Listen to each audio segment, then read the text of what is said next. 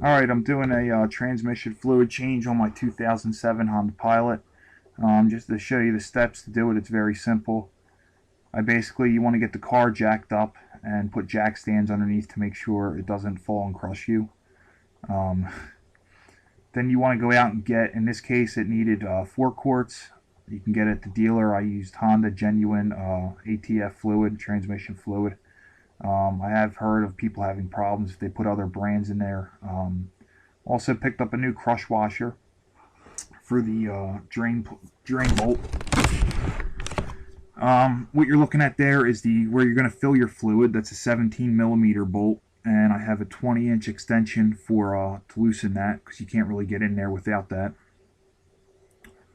Underneath here on the driver's side, it's going to be right there. Is your drain bolt. It takes the head of a 3/8 ratchet, and you want to make sure the ratchet is flush inside that in that bolt, because if it's not fully in there, you can wind up stripping that. And I had to use a cheater bar to break it loose. So here I'm gonna unscrew it by hand now, and the fluid's going to come out. You want to make sure you have a catch pan underneath. And position that so it doesn't splash all over the place. If there's a kind of a bumped up plastic middle, some of them have, and the fluid's going to come out. Also, you want to make sure the car is not too, you haven't been running it and then you do this, because you'll wind up burning yourself. Right there, that's the end of the drain bolt, is a magnet just to catch shavings, which is totally normal wear. When you see pieces coming out, that's when you're going to have issues with your transmission. That's a sign there's problems. But you just want to wipe that off, and then turn your camera upside down so it totally screws up the video. That's the next step, but I apologize for that. Now I cleaned that off, wiped it down with a rag, and put on a new crush washer. You can use the old crush washer if it's not mushroomed out. I probably could have used the old one because it's the first transmission fluid change of this car. And then just once it gets to a steady drip, or a light drip, you want to just thread that in there by hand, and then tighten that up with the 3/8 ratchet. Again, make sure it's flush, and don't tighten it too much to where you strip it, and do not use a cheater bar to tighten it. Just use the regular ratchet, just till it's snug. There's the old fluid that I'm going to pour into this old oil container. It's good to have extra containers around just to measure fluid out. So yeah, I measured 4 quarts came out, so I'm going to put 4 quarts back in. As you can see right there, it says 4. So if you're not sure, it takes 2 seconds to pour it in there and measure it. I had to run back to the dealer and pick up another quart because I only bought 3 originally. And again, that blue covered bolt is your fill hole that you got to loosen. That's on there pretty good. So you're gonna, I use a 3/8, but I would suggest using a 1/2 inch ratchet. Again, it's 17 millimeter. Has a 20-inch extension to get down in there. You're not going to be able to get to it without an extension bar. It's just impossible. And when you take the bolt out, you want to, there's a washer that goes with it. Make sure you don't, that doesn't fall on the floor and you lose that. You don't need to replace that, but make sure you do have that on the bolt. And now, as you can see here, my funnel is too short. I got a midget funnel. It's a long funnel, but it's not long enough. I had to remove that bracket there. And again, just measure out how much oil came out that you're going to put back in, just to be sure. And I am using the Honda Genuine ATF fluid. I highly recommend going with that if you have a Honda or Acura. You don't want to use anything else, because I have heard of people having problems with their transmission putting other fluid in there. I think the owner's manual, there is a Dextron type you can use as a temporary use. It says temporary only, but just get the Honda Genuine fluid. They sell it at the dealer. And again, the bolt head does say ATF on it if you're not sure for the transmission. And I'll make sure you have that washer there. So what am I doing now? Boy, voiceover videos are fun.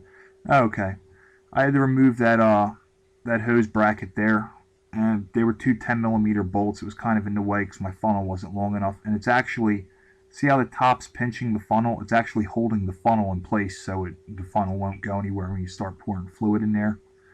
Very, very useful. But if you have a longer funnel, you won't need to do that. And now I'm going to start dumping the fluid in. Again, it took 4 quarts.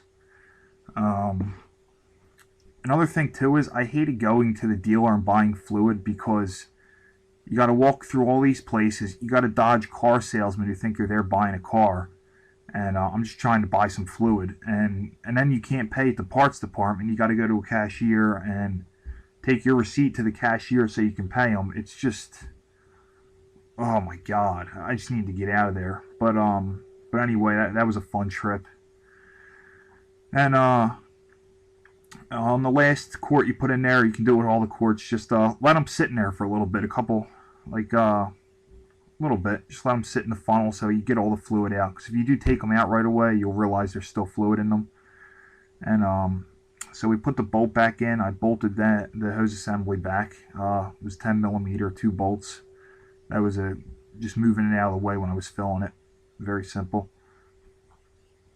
And now I'm going to be tightening back the fill bolt.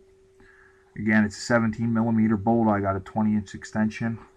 And just tighten this till it's snug. You know it's on there. It's not coming off. Don't over tighten it. And do not use any type of torque or impact wrenches or impact drivers on this, or when removing the drain bolt. I've seen people do that with oil pans and they totally strip it. Here I'm just showing you the fluid, what fresh fluid looks like. It's a really bright red, and there's really no need to do a flush if you change it every 30,000 miles. That's the old fluid. The car did have 34,000 miles on it. It's not really used that much. It's kind of babied. But that's basically what the old fluid looks like. You want to swirl around, kind of like a fine glass of wine, and sniff it, but don't drink it. Again, you want to use the Honda genuine fluid. And when you go to the dealer, duck and dive car salesmen, because they're sharks. When I pulled into the dealer, there were about 5 of them in a circle just standing there, and they all jumped at me once I stepped out of my car. I'm not there to buy a car. I was there to get fluid. But anyway, I'm just showing you to measure your fluid if you're not sure how much to put back in. In this case, 4 quarts drained, so I put 4 quarts back in. Very simple. Really, overall easy job. I think I spent, between the 4 quarts that were $8 and change and the crush washer, it was about, I think, like just under $35. Here I'm showing you my fluid setup in my garage. When I do my oil changes and transmission fluid changes, you don't want to dump the fluid down the drain or dump it in the Walmart parking lot. You want to store it properly and dispose of it properly. Recycle centers, Pep Boys.